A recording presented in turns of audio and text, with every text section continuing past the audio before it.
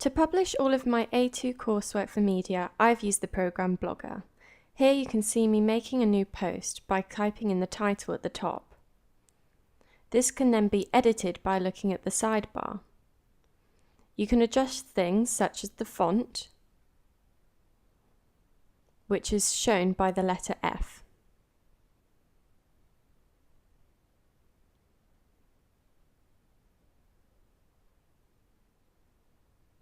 You can also change the size of the font, which is useful when separating the bulk of your text from the titles. I use headings.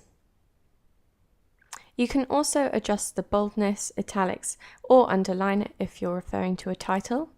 You can change the text color to suit it to the theme and the background, and align it. You can also insert images by clicking the icon that looks like a landscape.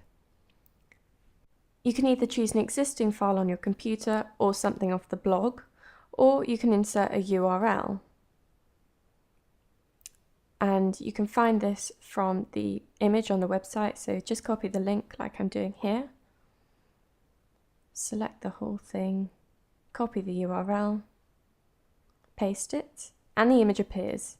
If you want to copy in a link, just type in that URL again and then change the title name or text to display so it doesn't come up as lots of letters and numbers. If you want to add a jump break which splits the page in two, just click that picture of a piece of paper cut in half and that will create a break. If you want to insert a video, click the movie icon. However, I did find this very troublesome on Blogger, so I just uploaded my videos to YouTube and instead added a link because it took far too long to load and most of the time it didn't load onto Blogger. So it was much easier to just put it in a link. You can preview it by looking at the top right icon, save it and publish, or view the entire blog as shown at the top. If you go back to the home page, you can go onto template and click a design layout. I always go on for the dynamic views. Overall, Blogger has been a really useful program in publishing each of my posts as it shows the progress from my ideas from the start right the way through to the final project. And I can go along and post little sections that come to me, such as inspiration, like when I came up with the idea of the Bird Song by Florence and the Machine. It was very easy to just put this post up of an idea and it was very quick too. Also, the program makes all of your posts look really professional, and by using the design section where you can customize it to your own style, it makes your work very individual and also really eye-catching and engaging. The main issue I had with Blogger was uploading videos, and this really was quite difficult throughout the process because I have a lot of videos. So yeah, I just had to use YouTube as a backup plan and add a link instead. I used PowerPoint often when placing large chunks of text onto my blog because you could save the slide as a JPEG. So on the slide itself, you can add images such as Be Funky, and you can enlarge it and decrease it, put it in front of the text and behind. You can also change the color of text, the font, the size. You can create text box and move them around, all to customize the slide to your own aesthetic appeal. You can add shapes like the arrow, which is especially good if I'm doing a diagram, which I do quite a lot when going through the analysis stages. You can zoom in and out to get a more comfortable viewing. And you can also add a table, which was great when I was doing things like comparing my final product to real existing products. And then you can save this as a JPEG, which I could then upload to the blog. I found PowerPoint really useful for Blogger because it meant that I didn't have to always write directly onto the blog. I could add images to my own design rather than just in one place as the blog uploads, either on the left, right or center. And sometimes I don't like that. So this was really good to be able to add images and arrows for explaining things in detail and analyzing. The main issue that I had with PowerPoint was sometimes when I exported it as a JPEG, the text came off the edges. So to solve this problem, I had to always ensure that I left a white margin around the text so that when I exported it, you could always get the whole, all of the writing in it. Another program that I used throughout the whole process was the internet, and this included things like Google Chrome, Safari, Firefox, Internet Explorer, and I used it mainly during my planning and research stages. So I'd go onto Google, I'd look at the images and get inspiration for things like the mise-en-scene, the costume, the stage set plans, and this helped me to develop my understanding of my own artist and the genre itself.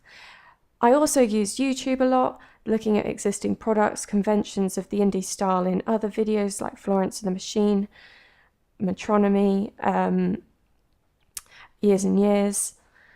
And another thing was during the actual production of my digipack, I used lots of online editing tools like Pixlr and BeFunky, so it was really useful throughout the whole process. One problem that I faced was working on my coursework on lots of different computers, because this meant that I had to frequently send myself the work that I'd been doing that day to another computer, and it's difficult when you're working with large files or programs that aren't always compatible on a Mac or on a Windows computer. So I overcame this by putting things on memory sticks and emailing it in attachments, and taking lots of screenshots so that I had it in different forms and could use it on a variety of different programs.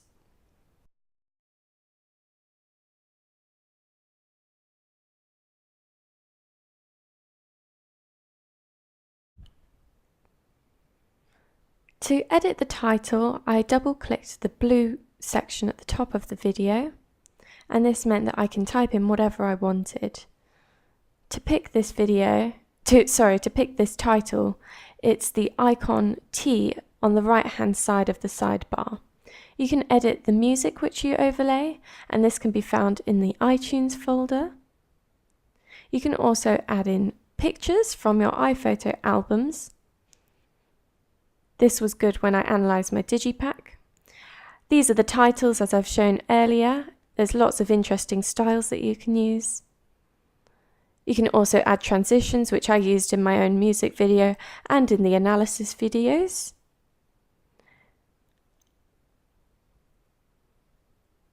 You can also crop the video. You can fit it to whatever size you like, or do an effect called Ken Burns, which is when it zooms in or out. So if you do a second click, you can choose where the video will end and it will move into that edge. I did use this in my own music videos at times to create a soft effect during the more intimate parts. Here I'm clicking the microphone icon and I can do recordings like I'm doing now, which is brilliant for the analysis section. All of my videos are saved in an event folder, which is at the bottom of the page.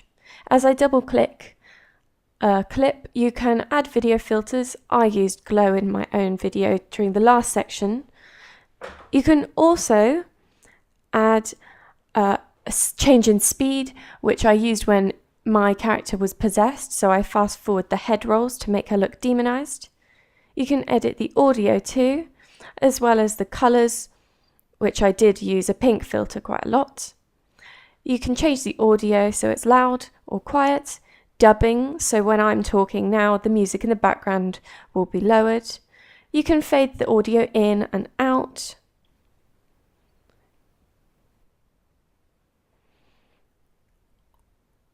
If you click this little blue icon on the left of the clip, you go to a clip trimmer. This is where you choose where you want the clip to start and end, because you might not want the whole video if you've got outtakes that you don't want to be included.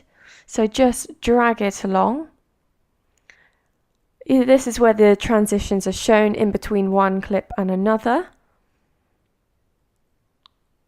When you think that you are ready, you can do things such as copy and paste.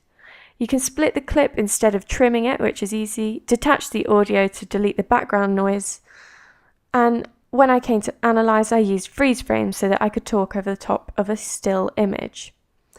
When you finish the project, just simply click Share, Media Browser, and save it in the HD. Finally, you click Publish.